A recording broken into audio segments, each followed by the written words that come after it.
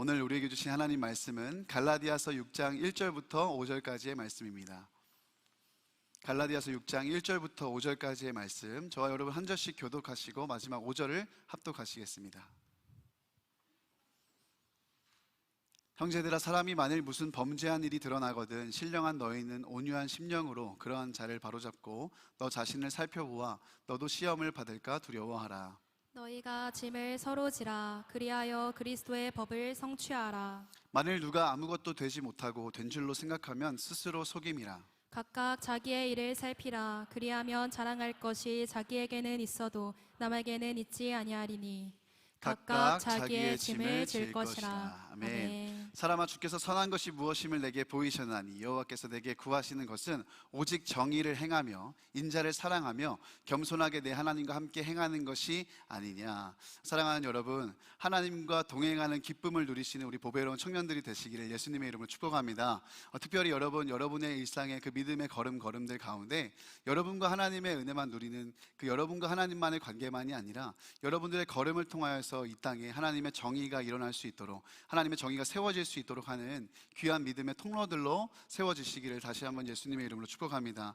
특별히 여러분이 나라와 민족을 위한 기도에 힘을 모아주시길 바랍니다. 정말 그 어느 때보다 어려운 시기를 보내고 있고 온 국민이 분열과 분노와 또 거짓과 미혹에 고통하고 신음하고 있는 때를 보게 됩니다.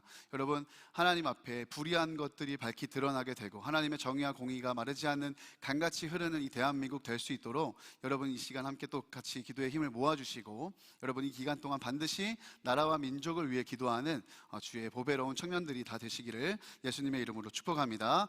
사랑하는 여러분 혹시 인간관계에 대한 고민이 좀 있으신가요? 네, 관계 때문에 어려움을 겪으시는 분들이 계실 줄로도 압니다. 서점에 가면 어디나 가보면 관계에 대한 책들이, 또 심리학에 대한 책들이 요즘 즐비해 있는 것을 보게 됩니다. 유튜브나 인스타 쇼츠 이런 것들만 보아도 관계에 대한 콘텐츠는 늘 인기가 많은 것 같습니다. 그만큼 인간관계에 우리가 잘해보고 싶은데 잘 되지 않고 관계에 치이고 시달리다 보니까 답답한 분들이 많이 있는 것 같아요. 또 여러분, 작년 통계에 따르면 우리나라 국민 10명 중에 4명, 그러니까 한 40%나 되는 사람들이 연령을 초월해서 외로움을 느낀다고 합니다. 근데 참 아이러니한 것은 개인주의와 이기주의 문화가 팽배한 이 시대 속에 누구나 혼자 있는 것을 선호하는 것 같고 혼자 있는 것을 좋아하는 것 같은데 그렇지만도 않다는 것을 보게 됩니다. 외로움을 느낀다는 거예요. 그러니까 관계가 싫어서 안 한다기보다 관계를 잘 맺고 싶은데 무서워서 관계를 잘 맺지 못한다는 어떤 그런 심리가 반영되지 않았을까, 그런 생각을 해보게 됩니다. 사람이 참 어려운 것 같아요. 오죽하면 귀신보다 뭐가 무섭습니까? 사람이 무섭다는 말이 있는 것처럼 늘상 일이나 상황이 어려운 게 아니라 우리의 인간관계가 참 어렵다는 것을 발견하게 됩니다. 시기하고 이간질하고 배신하고 다툼과 갈등이 일어나고 얼마나 우리의 마음을 이 한 주 동안도 괴롭게 했는지, 그러니까 점점 이 관계에 대해서 좌절하고 낙심하고 포기하게도 되는 거죠. 교회 안에서는 좀 어떨까요? 지난주에도 한지체와 신방을 하는데 어려운 이야기를 용기 내서 나눠주었습니다. 큰 상처를 또 받은 지체가 있었습니다. 물론 다 부족한 사람이니까 어지간하면 이해하고 용서하고 싶은데 정말 그럴 지체가 아닌데 믿음이 흔들릴 정도로 계속해서 이 교회를 다닐 수 있을까 고민할 정도로 충격을 받은 것입니다. 물론 우린 다 알고 있습니다. 사람 보고 교회 다니는 거 아니고 하나님 보고 신앙생활 하는 거고, 사람은 부족하고 불완전하니까 흔들릴 수 있으니까 우리가 그것 때문에 낙심하지 말아야 한다는 거 알고는 있습니다. 근데 여러분, 그렇다 해도 우리가 너무 신경 쓰지 않는 것은 아닌지, 서로 너무 쉽게 말하고 너무 쉽게 행동함으로 말미암아 아무렇지도 않게 서로에게 상처를 주고 있지는 않은지 다 함께 우리가 고민해 봤으면 좋겠습니다.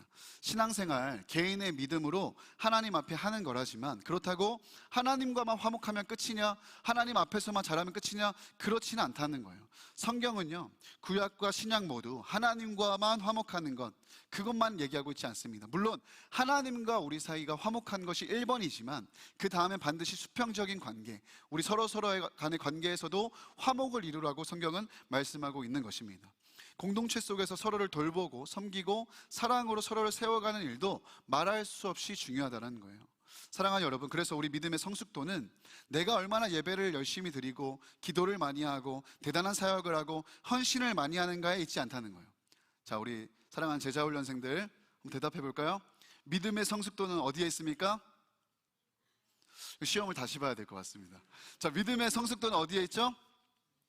지체의식과 조화 능력에 있는 거예요.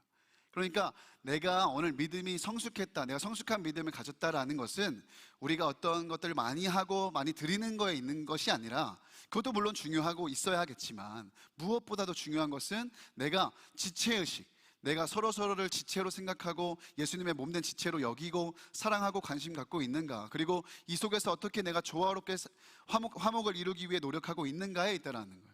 그래서 고린도전서 12장 27절 말씀에 보면 너희는 그리스도의 몸이요 지체의 각 부분이라, 바울이 이렇게 얘기하고 있지 않습니까?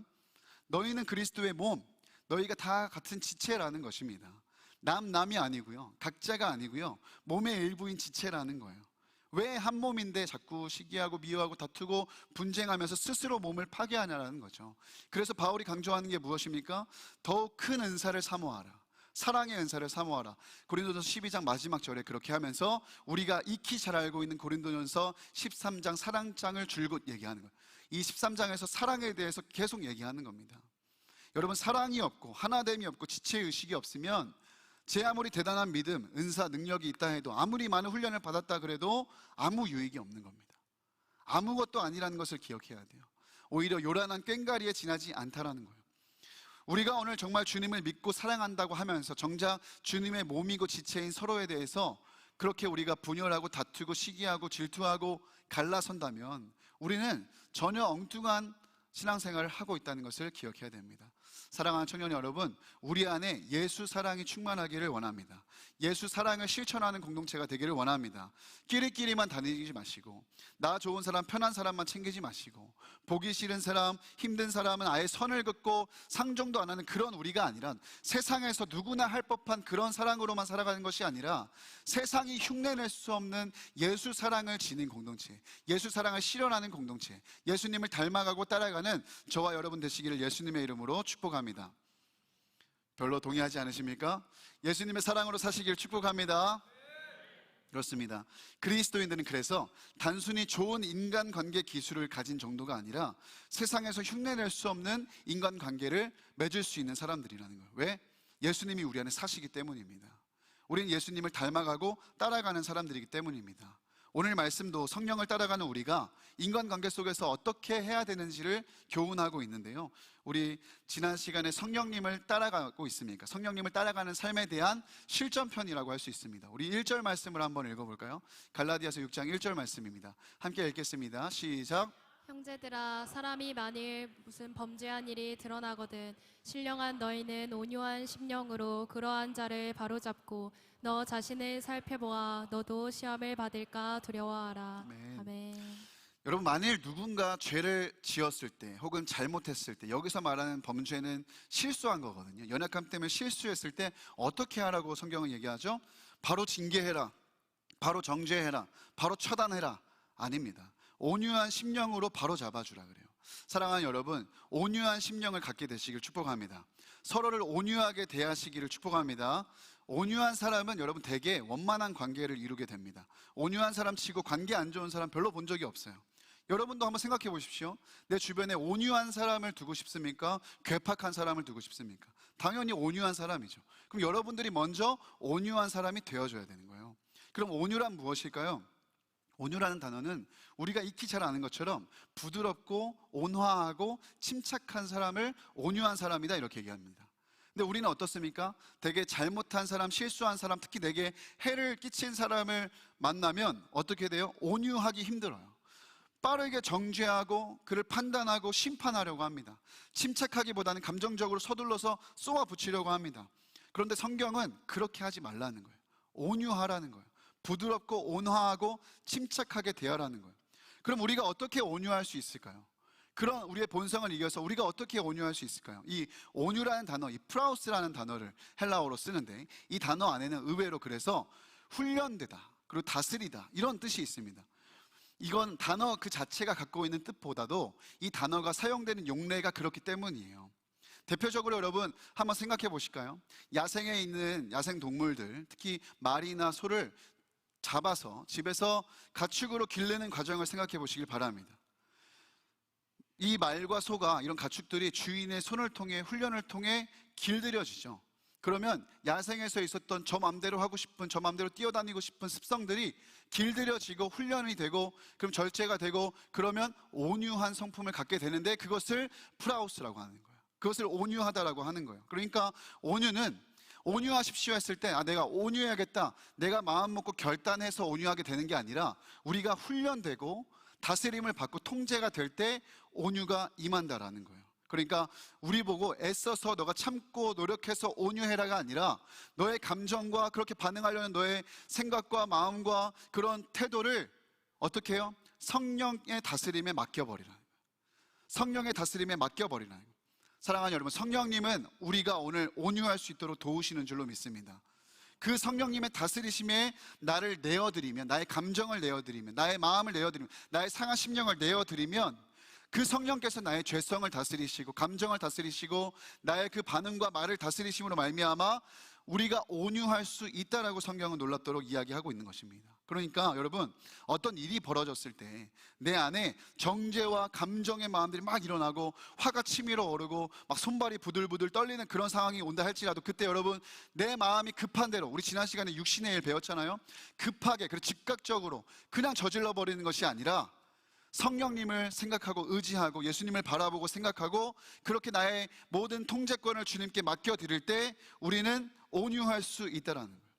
여러분 한번 그렇게 적용해 보시길 바랍니다. 일상생활 속에서 감정이 막 절제가 안 될 때, 나에게 해를 가고 잘못을 하고 그렇게 실수한 사람 만났을 때 나의 감정대로 반응하지 마시고 이 감정을 성령님께 맡겨보세요. 그리고 정직하게 질문해 보세요. 내가 지금 화를 내는 게 맞는 것인지, 내가 지금 이렇게 반응하는 게 맞는 것인지, 내가 이렇게 말을 하고 행동을 해도 되는 것인지 한번 그 필터를 거치란 말입니다.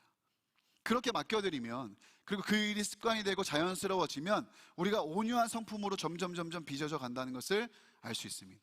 저도 사람인지라 마음이 어려울 때가 종종 있습니다. 한 주만 해도 얼마나 많은 일들을 보고 제가 듣겠습니까?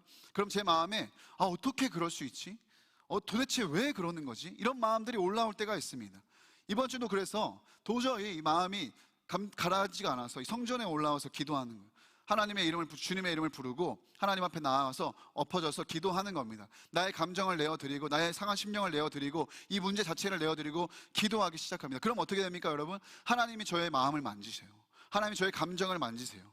그런 감정적으로 또 분노가 오르고 그렇게 화를 내서 반응하려는 저는 점점 사그라들고 성령의 주장하심으로 말미암아 제 안에 온유한 마음들이 일어나기 시작합니다. 그러면 걱정과 불안과 염려와 두려움과 짜증보다는 성령이 주시는 평안함과 기쁨과 그런 감사를 누리게 되는 거예요. 실제입니다.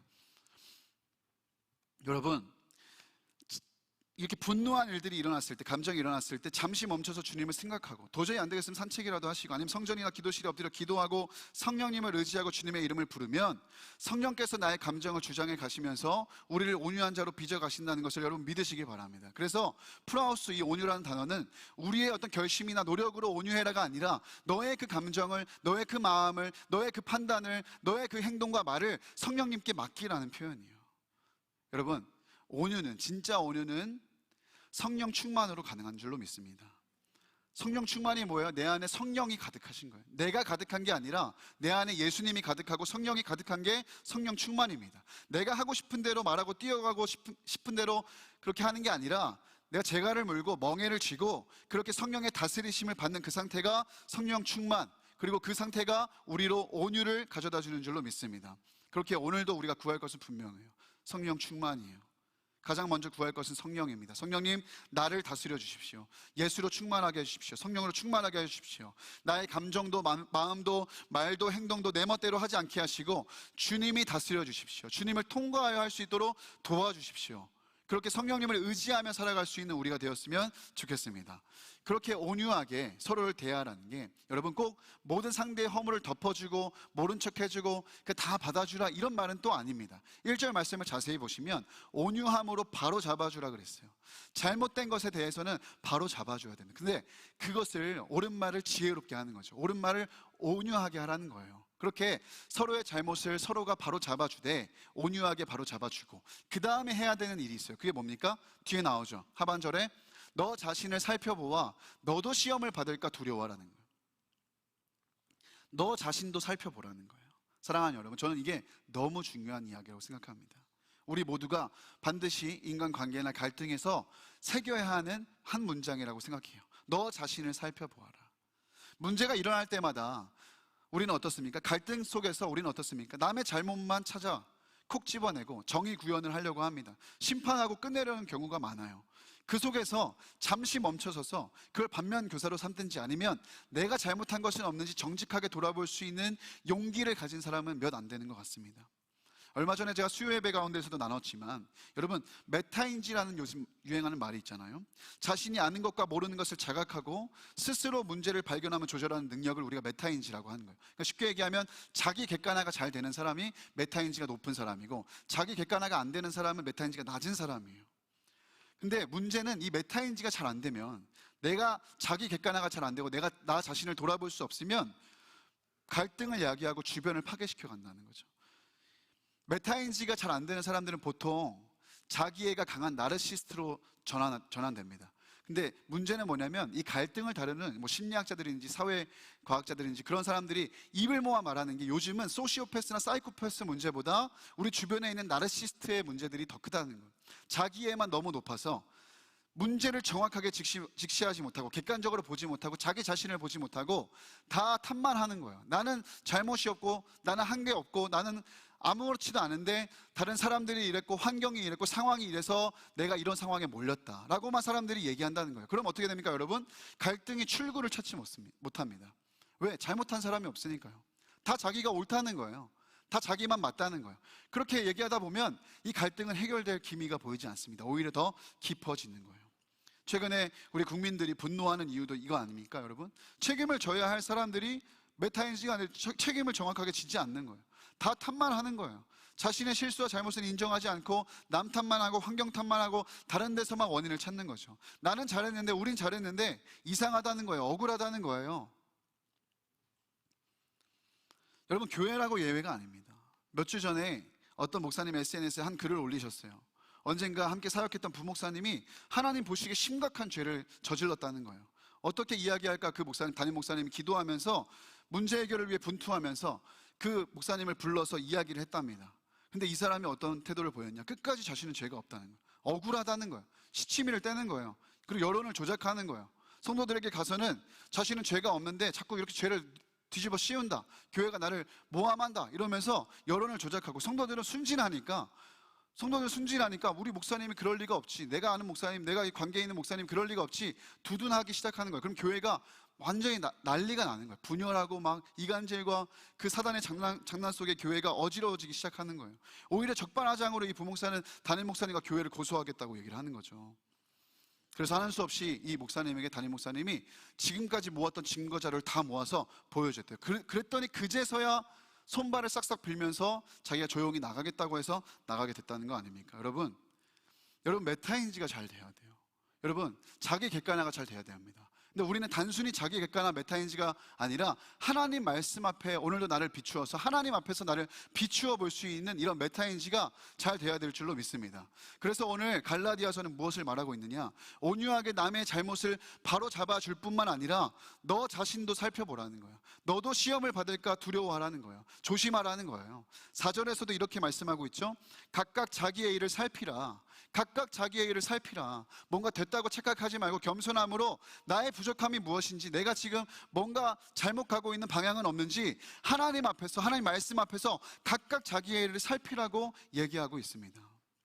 져야 할 책임이 있으면 책임을 지고, 잘못한 일이 있으면 사과하고, 사과할 일이 있으면 사과도 하고, 그렇게 회개하고 직면하라는 말이에요. 오늘 우리가 고통하는 갈등 관계들 속에서 정말 각자가 겸손하게 정말 객관적으로 자기의 모습을 돌아볼 수 있다고 한다면, 하나님 앞에 정말 진실하고 정직하게 자신의 모습을 돌아보고 회개할 수 있다고 한다면, 분명히 여러분 지금 겪고 있는 이 인간관계의 갈등 속에 또 다른 출구를 맞이하게 될 거라고 저는 생각합니다. 제 아내가 저기 있지만 저희 부부도 다툴 때가 있습니다. 왜 갈등이 없겠습니까? 생각해보면 다툼의 시작에는 항상 자기 중심성이 있어요. 처음에 별것도 아닌 걸로 다투기 시작합니다. 얘기하기 시작해요. 양말은 왜 이렇게 벗었냐, 빨래는 왜 이렇게 개냐, 이건 왜 치우지 않냐, 이런 것부터 시작해요. 근데 항상 하다 보면 자기 중심성으로 서로가 대치하다 보면 싸움이 깊어집니다. 어떻게 그럴 수 있냐? 도대체 왜 그러냐? 아내가 이제 저를 쫓아오면서 얘기하면 전 도망갑니다. 네, 도망가요. 회피형이라서 저는 열심히 도망다니는데, 근데 회피형이라 도망가는 게 아니라 다 이유가 있습니다. 왜냐하면 그때 말하면 자기 중심적으로 말할 수밖에 없기 때문에, 객관화를 하지 않고 얘기하기 때문에 대화가 안 됩니다. 대화가 안 돼요. 그래서 저는 이제 열심히 도망다니고 혼자 생각하고 막 시키고 제 아내는 막 이렇게 빨리 얘기를 해서 풀어야 되는데, 저는 열심히 도망다니다가 제가 타이밍이 딱 되면 얘기를 합니다. 그러면 무슨 얘기를 하겠어요? 기도하고 생각해보면 다 제 잘못이에요. 제가 양말을 잘못 벗어놨고, 제가 빨래를 잘못 개놨고, 제가 수건을 안 치웠고, 뭐 그런 일들이에요. 그러면 제가 인정을 하고 미안하다 얘기를 하죠. 네, 반대의 경우도 있습니다. 미안하다 얘기를 하면 뭐 누구든 아내든 저든 그 사과를 받을 때, 그러니까 너 조심 좀 하지, 너 그러니까 잘못했잖아, 이렇게 따져드는 게 아니라 나도 미안하다, 나도 잘못했다, 그렇게 서로의 죄를, 서로의 잘못을 고백할 때 이 갈등은 금방 종식되는 거예요. 근데 만약에 서로가 대치하고 있는데 끝까지 난 잘못 안 했어, 끝까지 나는 죄가 없어, 나는 억울하기만 해, 그러면 여러분 갈등은 종식되지 않는 거예요. 그래서 예수님이 말씀하시는 거예요. 누가복음 6장 42절에도 보면, 너는 내 눈 속에 있는 들보를 보지 못하면서 어찌하여 형제에게 말하기를 형제여 나로 내 눈 속에 있는 티를 빼게 하라 할 수 있느냐. 외식하는 자여, 뭐라고요? 먼저 내 눈 속에서 들보를 빼라. 그 후에야 내가 밝히 보고 형제의 눈 속에 있는 티를 빼리라. 예수님의 말씀입니다. 남을 바로 잡아주는 것도 중요하지만 먼저 내 안에 들보가 없는지를 볼 수 있는 저와 여러분 되었으면 좋겠습니다. 그래서 여러분 주변에 있는 모든 갈등이 속히 종식되는 은혜가 있기를 축복합니다. 가정에서, 부모님과의 관계, 형제 간의 관계에서, 아니면 여러분 학교에서, 일터에서, 여러분 모든 관계 속에서 여러분들이 먼저 예수님 앞에서 여러분 스스로를 돌아보고, 또 그렇게 각자가 돌아봄으로 말미암아 여러분들이 회개의 은혜로 말미암아 갈등이 종식됨을 경험하게 되시기를 축복합니다. 여러분, 자기 과오를 인정하고 돌이킨다는 이 회개는요, 부끄러운 게 아니에요. 손해보는 일이 아니에요. 도리어 기뻐해야 할 은혜인 줄로 믿습니다. 그렇습니다. 회개는 은혜예요. 회개가 사는 길이기 때문입니다. 주님이 우리 죄를 들추어서 회개하게 하심으로 정말 우리에게 바라는 것이 무엇인지 아십니까, 여러분? 에스겔 18장 31절과 32절 말씀에 이런 말씀이 있습니다. 함께 읽어주실까요? 시작. 너희는 너희가 범한 모든 죄악을 버리고 마음과 영을 새롭게 할지어다. 이스라엘 족속아, 너희가 어찌하여 죽고자 하느냐? 주 여호와의 말씀이니라. 죽을 자가 죽는 것도 내가 기뻐하지 아니하노니 너희는 스스로 돌이키고 살지니라. 아멘. 회개가 은혜예요. 왜냐하면 하나님 말씀하시는 거예요.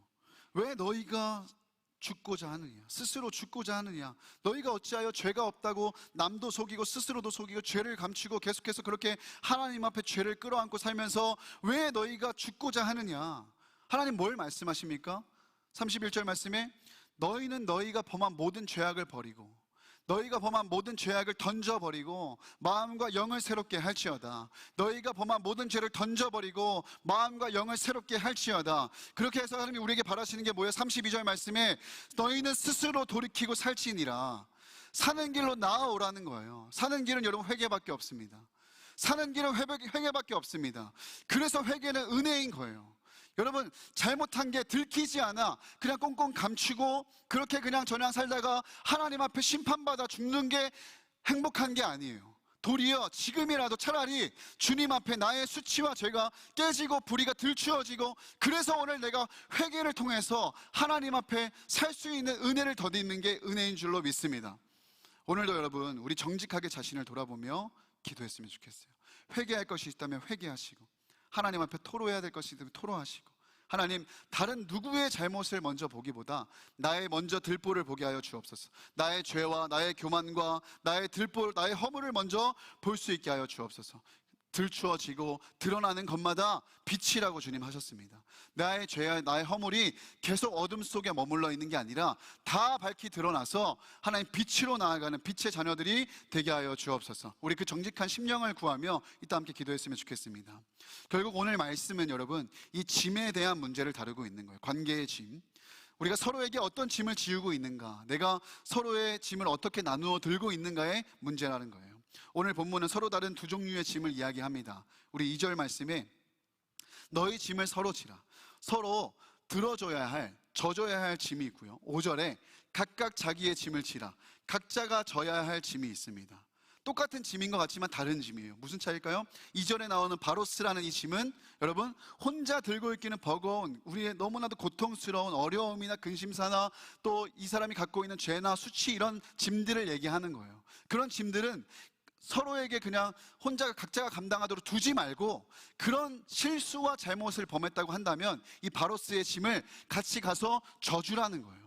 백직장도 맡들면 낫잖아요. 그러니까 혼자만 지게 만들지 말고 가서 져주라는 거예요. 여러분 목장 모임을 할 때에도 마찬가지입니다. 여러분 목자에게 너무 많은 짐을 지우시 마시기 바랍니다. 목자에게만 바라지 마시기 바라요. 사역팀도 마찬가지로 팀장들, 서브 팀장들에게만 너무 여러분 짐을 지우지 마시기 바랍니다. 그 짐을 같이 져야 되는 거예요. 여러분 목원들인 여러분은 구경하고 그냥 받는 게 아니라 그 짐을 같이 지는 겁니다. 이것이 바로 우리가 나눠 들어야 할 바로스의 짐이에요. 그럼 5절의 짐은 무엇입니까? 포션이라는 짐이죠. 헬라어로 포션이라는 짐은, 이 짐은 여러분 내가 들고 있기도 버거운 짐을 남에게 지우는 짐을 얘기를 해요. 그러니까 나도 못하면서 남에게 짐을 지우지 말라는 거예요. 우리 갈라디아서에서는 특별히 우리가 계속해서 살펴봤지만 율법의 짐을 얘기하는 거죠. 여러분, 야 너 그것도 몰라? 정죄하고 판단하고 남에게 부담을 주는 짐을 얘기하는 거예요. 너 그것도 몰라? 너 왜 이렇게 안 해? 너 이것도 안 해? 너 그렇고도 괜찮겠어? 너 그러면 안 돼? 너 그럼 큰일 나? 와 같은 겁을 주고 부담을 주고 어려움을 주는 짐을 5절에 그 포션이라는 짐이라고 얘기하는 거예요. 그러니까 여러분 결국 이 말씀은 뭐예요? 서로 힘들고 어려운 근심들은 같이 져주라 말이에요. 그리고 나도 못하고 자기가 지기도 버거운 이 짐은 지우지 말라는 거예요. 그러니까 각자가 분량대로 하나님 앞에 스스로 질 수 있도록 도와주고 건면하고 그렇게 세워줘야지 자꾸 정죄하고 판단하지 말고, 그리고 혼자 끙끙거리고 있는데 혼자 앓도록 두지 말라는 말이에요. 그러니까 결국에는 관계에 있어서도 우리가 예수님처럼 예수님을 따라서 성령님을 따라서 하라는 말씀입니다. 여러분 마태복음 11장 28절부터 30절 말씀에 우리가 너무 잘 아는 말씀이 있는데 오늘 말씀을 여러분 기억하시면서 한번 예수님의 말씀을 읽어보셨으면 좋겠어요. 함께 읽겠습니다. 시작. 수고하고 무거운 짐진 자들아 다 내게로 오라. 내가 너희를 쉬게 하리라. 나는 마음이 온유하고 겸손하니 나의 멍에를 메고 내게 배우라. 그리하면 너희 마음이 쉼을 얻으리니 이는 내 멍에는 쉽고 내 짐은 가벼움이라 하시니라. 아멘. 예수님은 어떻게 사셨습니까? 우리에게 뭘 말씀하셨습니까? 수고하고 무거운 짐진자들 다 내게로 오라. 내가 너희를 쉬게 하겠다. 그렇습니다. 주님은 우리가 져야 할 우리에게 버거운 우리의 그 고통스러운 죄와 사망의 문제라는 그 죄짐을 대신 져주셨어요. 너희가 들고 있기 버거운 당시 종교 지도자들이 지은 율법의 짐, 부담과 어려움과 겁을 주며 지었던 그 짐, 정죄로 지은 짐, 어찌할 수 없는 이 짐을 예수님이 대신 져주셨어요. 십자가에서 져주셨습니다. 그리고 주님 말씀하시는 거예요. 나의 온유와 겸손함을 배워라. 주님은요 12군단이 넘는 천사들을 당장 동원해서 이 땅을 심판할 수 있는 분이심에도 불구하고 하나님 성령의 다스림을 받아, 성령의 그 통제를 받아 한 번도 주님은 주님의 뜻대로 주님 마음대로 행하신 적이 없고 십자가를 참으시기까지 하나님께 복종하신 그 온유와 겸손함으로 살아가셨던 분이라는 거예요.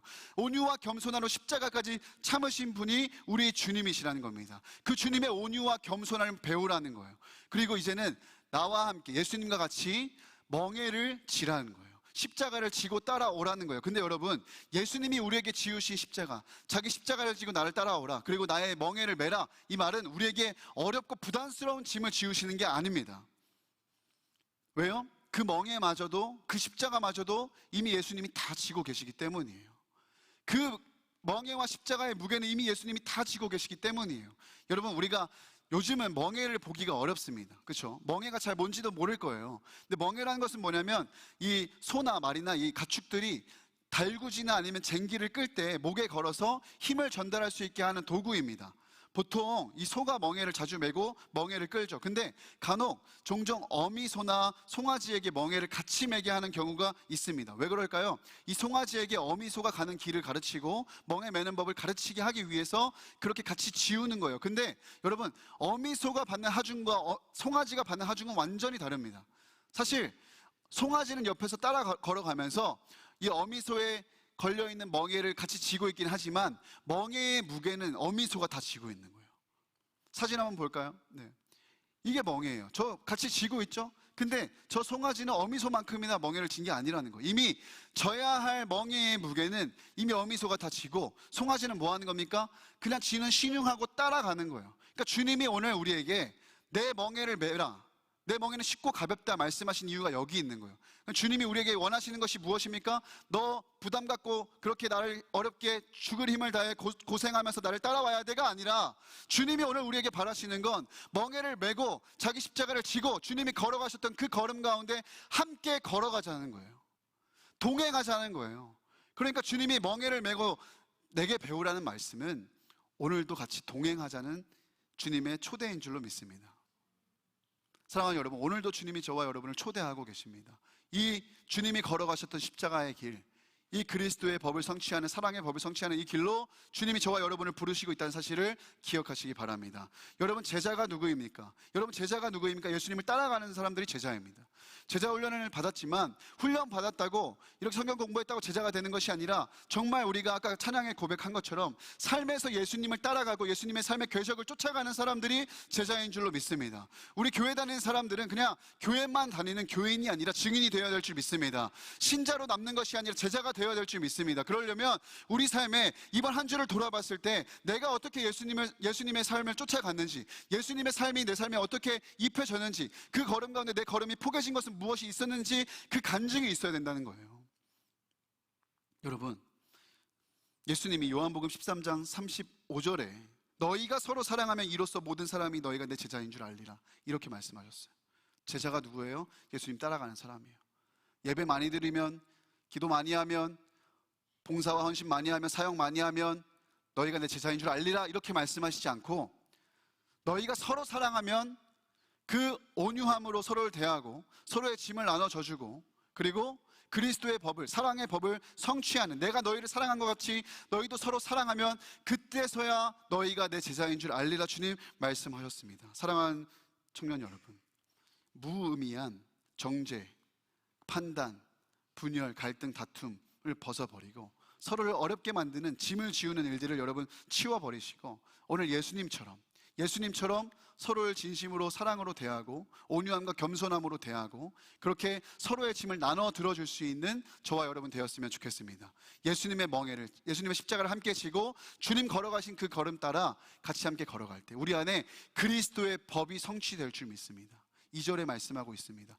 결국 우리가 가야 할 길은 율법의 성취가 아니라, 율법을 완벽하게 지켜내는 그 율법의 성취가 아니라 그리스도의 법, 사랑의 법, 예수님이 우리에게 주신 새 계명의 성취인 줄로 믿습니다. 사랑하는 여러분, 그리스도의 법을 성취하시길 바랍니다. 사랑의 법을 성취하시기 바랍니다. 우리 옆 사람에게 인사합시다. 그리스도의 법을, 사랑의 법을 성취합시다. 네, 진짜 예수 사랑으로 충만한 그리스도의 법이 성취되는 우리 공동체가 되기를 원합니다. 우리 다 함께 자리에서 일어나서 오늘 말씀 기억하시며 하나님 앞에 이렇게 찬양하며 나아가시겠습니다.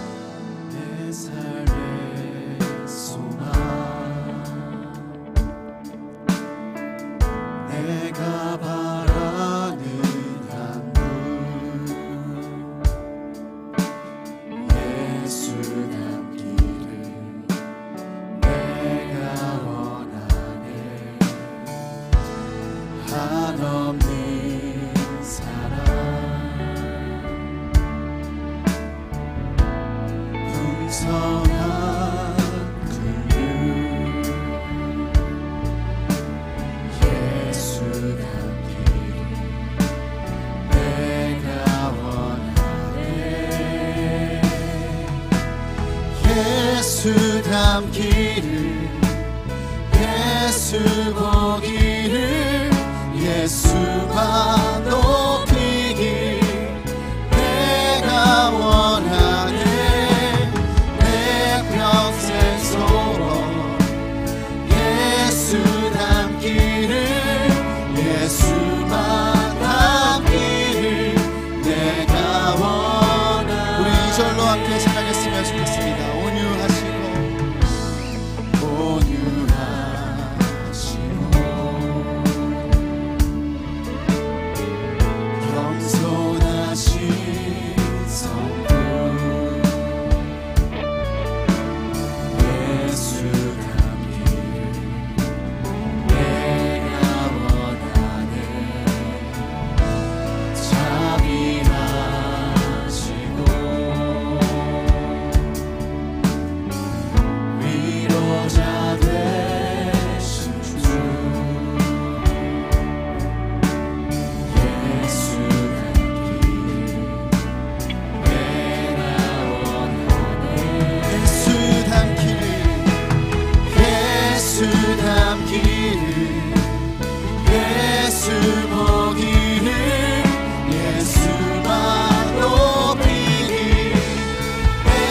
내가 원하네 내 평생 소원 예수 닮기를 예수만 닮기를 내가 원 다시 고백합니다.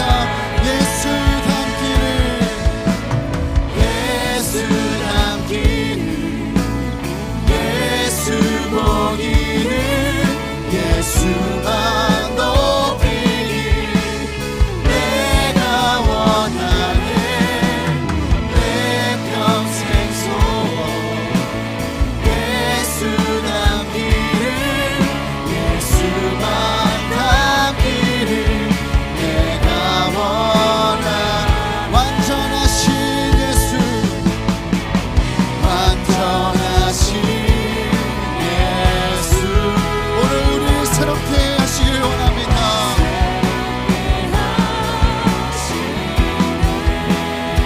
연약한 내 영혼 연약한 내 영혼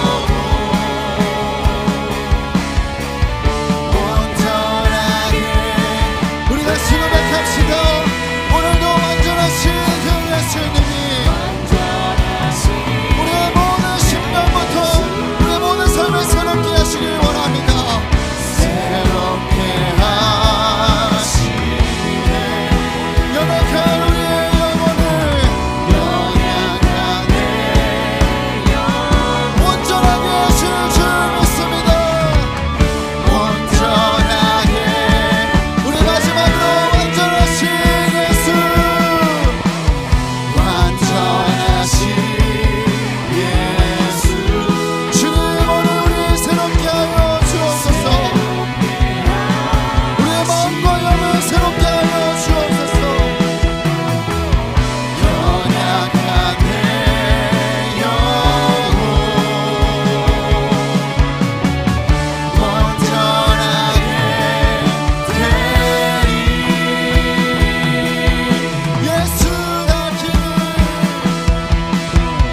예수 닮기를 예수 보기를 예수만 높이기를 내가 원하네 내 평생 소원 예수 닮기를 예수만 닮기를 내가 원하네 마지막으로 예수 닮기를 예수 닮기를 예수 보기를 예수만 높이기를 내가 원하네 내 평생 소원 예수 닮기를 예수만 닮기를 내가 원하네 오늘 말씀 붙들고 함께 기도합시다. 주님 우리가 예수님을 따라가고 닮아가는 제자로 살길 원합니다. 예수님을 닮기를 소원합니다. 하나님 우리가 우리의 관계 속에 하나님 우리의 고집과 감정을 깨뜨리고 하나님 성령의 다스림을 받게 하여 주옵소서. 성령의 다스림 가운데 온유한 심령으로 살게 하여 주옵소서. 오늘도 내 마음대로 내 감정대로 반응하라는 나를 장악하여 주시고 성령님 나를 다스려 주사 예수님 닮은 온유함과 겸손함으로 살아가게 하여 주옵소서. 우리의 모든 관계를 주님께 올려드리며 주의 이름 부르며 기도하며 나아갑니다.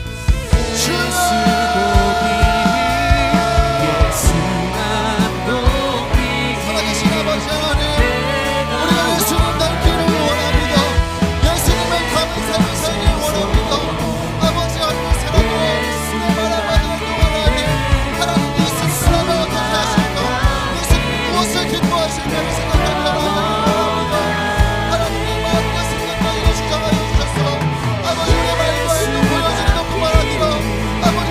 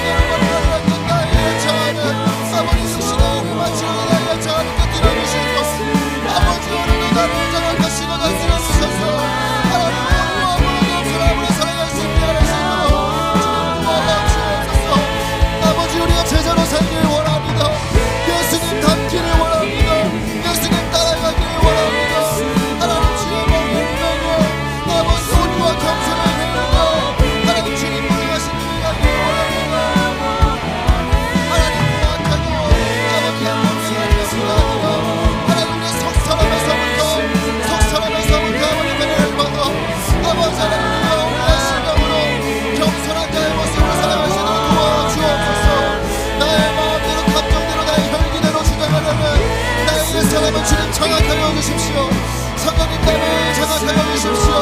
성령님 나라를 다스려 주십시오. 하나님 오늘 아버지 내 열기와 분노와 감정과 속상한 마음과 내 상처받은 마음과 아버지 용서하지 못하는 마음까지도 아버지 다스리는 시간을 장악하여 주셨소. 온유와 겸손함으로 그리스도의 법을 실천하는 그리스도의 법을 성취하는 우리 모두를 위하여 주옵소서. 하나님 예수님 닮은 자로 살게 하여 주십시오. 예수님을 따라 살게 하여 주십시오. 예수님 따로 나 따로 살아가는 것이 아니라 하나님 예수님 걸어가시는 그 걸음을 되게 하시고 예수님이 보여주신 사랑과 용서와 자비를 베풀며 살아가는 내가 되게 하여 주옵소서. 내가 받은 사랑을 실천하고 내가 받은 자비를 기억하며 아버지 용납하고 용서할 수 있는 우리가 되게 하여 주옵소서. 다시 한번 기도합시다. 성령님 이 시간 우리의 심령을 조명하여 주셔서 하나님 남의 허물과 죄를 먼저 들추기보다도 하나님 내 안에 있는 들보를 볼 수 있는 은혜를 더하여 주옵소서. 하나님 회개가 은혜인 줄 믿습니다. 회개가 사는 길인 줄 믿습니다. 내 안에 남김없이 주님 앞에 내려놓아야 하는 분들 땅을 꺼내놓아야 되는 부분들이 빛 가운데 들춰지게 하여 주옵소서. 하나님 회개함으로 사는 길로 나아가는 내가 되게 하여 주옵소서. 우리 주님 앞에 여러분 꺼내놓지 못하는 부분들은 정직하게 오늘 주님 앞에 조명하며 꺼내놓고 회개의 죄사함의 은혜를 덧입게 되는 은혜가 여러분 가운데 가득하길 원합니다. 우리 주님의 이름 부르고 주님 앞에 우리의 죄악을 우리의 허물을 꺼내놓고 회개하며 나아갑니다. 기도합니다. 주여 살아가신 아버지 하나님 우리 안에 아버지 주님 앞에 아버지 수많은 죄와 아버지 남도 속이고 스스로도 속이고 하나님 앞에 그저 맞추고 살아가는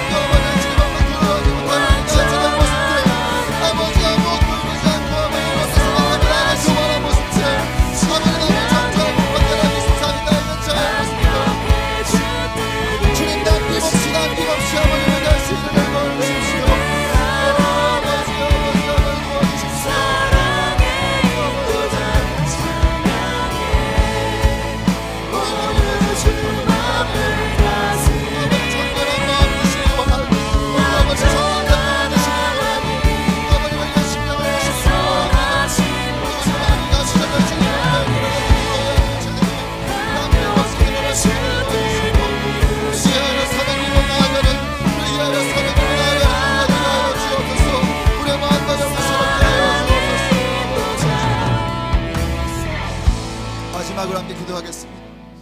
우리가 때로는 나눠 들어야 할 짐이 있고 지우지 말아야 할 짐이 있습니다. 우리가 오늘 이 말씀을 기억하며 그리스도의 사랑의 법을 성취하는 우리가 되기를 원합니다. 예수님처럼 우리가 서로의 짐을 나눠 져주고 또 각자가 담당해야 되는 책임을 다하며 그렇게 예수님처럼 서로를 온유와 겸손함으로 세우는 사랑의 공동체가 되기를 원합니다. 너희가 서로 사랑하면 이것으로 모든 사람이 너희가 내 제자인 줄 알리라. 주님, 우리가 더 이상 이 사랑을 외면하지 않길 원합니다. 모른 척하지 않길 원합니다. 예수님처럼 사랑하게 하여 주옵소서. 내가 너희를 사랑한 것 같이 사랑하라 하셨사오니 예수님처럼 서로를 사랑하고 돌보는 우리가 되게 하여 주옵소서. 우리의 주의 이름 부르며 기도하며 나아갑니다. 주여, 살아계신 아버지 하나님, 우리 안에 예수의 사랑으로 충만되기를 원합니다. 하나님, 날마다 우리가 하나님을 사랑하는가, 아버지 사랑을 너무 나아가는 앞에서 서로를 그렇게 주님을 사랑하듯 사랑하고 주님이 아버지 사랑하시는 것처럼 사랑하시고 아버지 주님의 모습에 우리가 너무나도 부족함을 보게 됩니다. 하나님, 우리가 온전한 감칠함으로 살아가시는 계시죠. 아버지, 나를 남의 같이 아버지, 우리가 그리스도의 사랑에 몸을 상실하는 모두가 되기를 원합니다. 아버지, 우리 아버지 사랑에 있어서 색하지 않게 하시고 무심하고 무관심한 마음을 거두어주시고 아버지 온유한 겸손함으로 예수님처럼 사랑하며 아버지 서로를 사랑하며 서로를 하여 주옵소서. 아버지, 너희 몸과 진처럼 말씀하셨습니다. 아버지, 그리스도의 몸을 사랑하시는 말씀하셨습니다. 아버지, 우리가 서로 진처럼 서로를 사랑하며 그리스도의 진처럼 아버지 지체의 생각과 저하는 사랑하는 것을 우리에게 주옵소서. 주님, 용서하기 어려운 사람, 우리에게 아무리 씻을 수 없는 상처와 마음의 고통을 준 사람도 예수님의 사랑을 용서할 수 있도록 도와주십시오. 아버지, 우리의 사랑을 나아가겠습니다. 주의 사랑을 우리에게 부어주옵소서. 주의 사랑을 우리에게 부어주옵소서.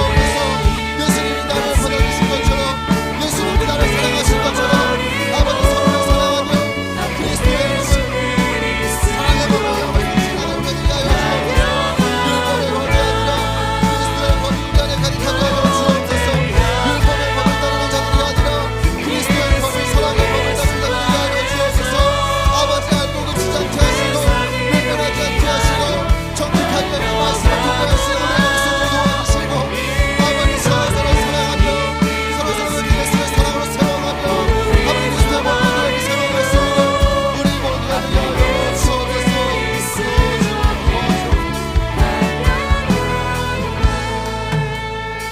살아계신 아버지 하나님, 감사합니다. 오늘도 우리를 사랑하셔서 이 은혜의 자리를 불러주시고 하나님 말씀 앞에 세워주심에 감사를 드립니다. 아버지, 우리가 고백한 것처럼 또 간절히 기도한 것처럼 우리의 소원이 예수 닮기를, 예수님 닮아가기를, 예수님 따라가기를 원합니다. 하나님, 우리 연약함을 덮으시고 하나님 연약함을 이겨낼 수 있도록 도우시고 하나님 예수님 닮은 모습으로 매일매일 한 걸음 한 걸음 예수님 닮은 모습으로 살아가는 우리 모든 제자들이 되게 하여 주옵소서. 하나님, 내 안에 내 마음대로 반응하고 내 편한 대로 반응하려는 나의 자아와 하나님 죄된 이 죄성들을 주님 장악하여 주시고 다스려 주시고 하나님 예수님 닮은 온유하고 겸손한 마음으로 하나님 그렇게 서로를 대하며 사랑하며 살아갈 수 있는 우리가 되게 하여 주옵소서. 남의 티를 찾기 전에 내 안에 들보를 볼 수 있는 은혜를 더하여 주옵시고 하나님, 계속해서 나의 죄와 허물이 어둠 가운데 감추어져 안도하는 인생이 아니라 하나님 앞에 남김없이 드러나 회개에 합당한 열매를 맺어 사는 길 생명길로 나아가는 은혜를 주님 더딥게 하여 주옵소서. 하나님, 성령님 조명하여 주셔서 우리가 아는 죄 알지 못하는 죄까지도 다 밝히 드러날 수 있도록 도와주옵시고 드러나는 것마다 빛이라고 하셨사오니 우리가 더 이상 어둠에 머물러 있지 아니하고 빛 가운데로 나아갈 빛의 자녀들로 마땅히 빛의 자녀들처럼 행하며 살아가는 우리 모두가 되게 하여 주옵소서. 하나님, 예수님처럼 온유함과 겸손함으로 서로를 대하고 서로의 짐을 나눠 들고 또 서로 져야 할 그 책임을 다하는 우리가 되기를 원합니다. 예수 사랑으로 충만한 공동체가 되게 하여 주옵소서. 우리 안에 끼리끼리 하나님 분열하고 이간하고 배신하는 일들이 사라지게 하여 주옵시고 분열이랑 분노해요 우리에게 이간질하고 분열을 조장하는 일들이 그치게 하시고 하나님 예수 사랑으로 성령이 하나 되게 하신 것을 힘써 지키며 나아가는 우리 모두가 되게 하여 주옵소서. 예수님이 우리를 사랑하신 것 같이, 예수님이 나를 받아주신 것 같이, 예수님이 나를 사랑해 주신 것 같이 서로를 사랑하고 용납하고 받아줄 수 있는 우리 모두가 되게 하여 주옵소서. 나의 힘으로 할 수 없습니다. 주님 도와주십시오. 예수님의 사랑을 충만하게 부어주십시오. 하나님, 고민도 하지 않도록 예수님의 사랑이 먼저 행하여 주십시오. 내 안에 예수님이 사시도록 예수님의 사랑이 사랑하시도록 내어드리는 우리 모두가 되게 하여 주옵소서. 우리 사랑하는 청년들을 성령 충만하게 하여 주십시오. 예수로 충만하게 하여 주십시오. 하나님, 그리하여 우리에게 말씀하신 이 말씀들이 부담스럽고 외면하고 싶은 말씀이 아니라 살아낼 수 있는 말씀, 살아내어 능력이 되는 말씀이 다 되게 하여 주옵소서. 하나님, 오늘도 주님 앞에 나아올 때 빈손으로 오지 않고 예물 들고 나온 손길들을 기억하시고 이 예물이 흘러가는 곳마다 하나님의 나라와 뜻이 임하게 하여 주옵시고, 하나님, 영혼들이 살아나고 하나님, 교회가 세워지는 일에 귀하게 쓰임받게 하여 주옵소서. 지금도 세계 열방 곳곳에서 선교하시는 선교사님들의 삶과 가정 위에 기름 부어 주옵시고, 하나님, 옥합을 깨뜨려 전부를 깨뜨려 선교하시는 우리 선교사님들의 수고와 헌신이 헛되지 않는 열매를 거둘 수 있도록, 하나님의 아름다운 열매를 거두어질 수 있도록 하나님께서 모든 일 가운데 합력하여 선을 이루게 하여 주옵소서. 감사드리며 이 모든 말씀 우리 주 예수님의 이름으로 기도드립니다. 이제는 우리 주 예수 그리스도의 은혜와 아버지 하나님의 극진하신 사랑하심과 성령님의 내주 교통하심의 은혜가 오늘 말씀을 통해 예수님을 닮아가고 예수님을 따라가는 제자들의 삶 가운데 온유한 심령과 겸손으로 나아가기를 소원하는 모든 예배자들 머리머리 위에 시냇가 푸른나무 교회와 열방에 있는 모든 주의 몸된 교회들 위해 영원히 함께 하시기를 간절히 축원하옵나이다. 아멘.